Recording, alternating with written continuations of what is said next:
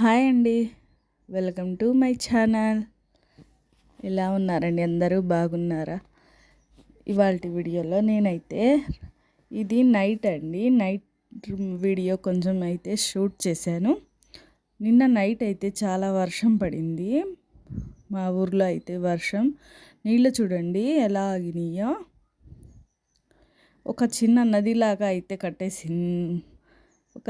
నదిలాగా అయితే నీళ్ళు అయితే అక్కడ స్టాక్ అయిపోయినాయి. ఎంత పెద్ద వర్షం అయితే పడిందండి మా ఊర్లో. మీ ఊర్లో కూడా వర్షం పడిందా? పడితే నాకు కామెంట్ చేయండి. ఇప్పుడైతే నేను నిన్న నైట్ అయితే చేసిన పనులండి.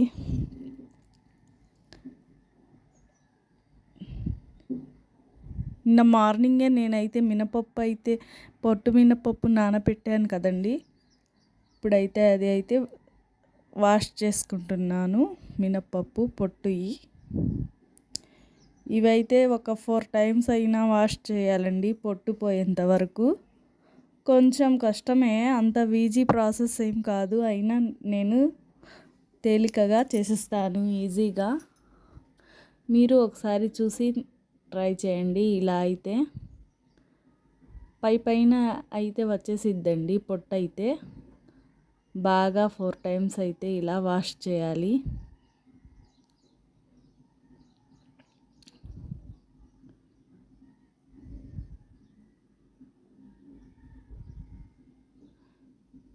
ఇలా వేరే బౌల్లో అయితే వేసుకుంటున్నాను పొట్టు అయితే. దీంట్లో ఇంక పొట్టు తప్ప వేరే ఏ డస్ట్ అయితే లేదండి. చాలా నీట్గా ఉంది పప్పు. అయినా పొట్టు మినపప్పు వాడితేనే మంచిదండి ఆరోగ్యానికి, హెల్త్కి. మినపగుళ్ళు అయితే అంత టేస్ట్ తక్కువ ఉండిద్ది. పొట్టు మినప అయితేనే చాలా బాగుండిద్ది టేస్ట్. నా వీడియో కొత్త వాళ్ళు ఎవరైనా చూస్తూ ఉంటే సబ్స్క్రైబ్ చేసుకోండి ఫ్రెండ్స్. ఇప్పుడైతే 2 టైమ్స్ అయితే కడిగేశాను. ఇలా ఇంకా కొంచెం లైట్గా వస్తానే ఉంది పొట్టు అయితే. మళ్ళీ ఇలా వాష్ చేశాను.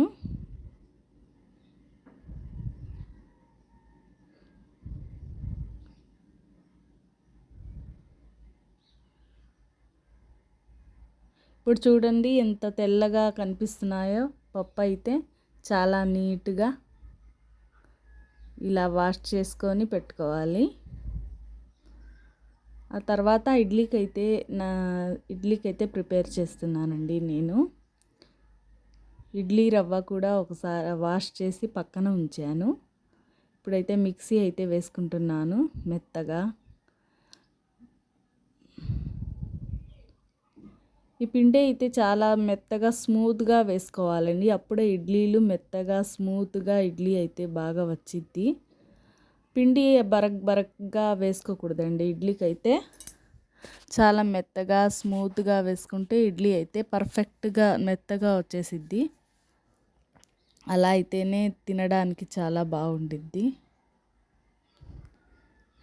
వాష్ చేశాను కదండి రవ్వ అయితే పక్కన పెట్టాను కదా, అది ఇలా నీళ్ళల్లో తడిపి బాగా గట్టిగా పిండి అయితే కలుపుకుంటున్నాను.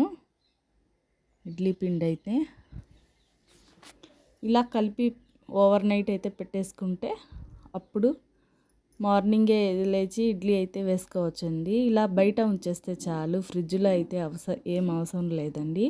ఇప్పుడు అంత ఎండ అయితే ఉండదు కదండి. ఇప్పుడు క్లైమేట్ అయితే చాలా చల్లగా ఉంది కదా, బయట పెట్టేసుకోవచ్చు. ఇక్కడ మా పాప అయితే మెహందీ అయితే పెట్టుకుంటుంది కోన్ తెచ్చుకొని.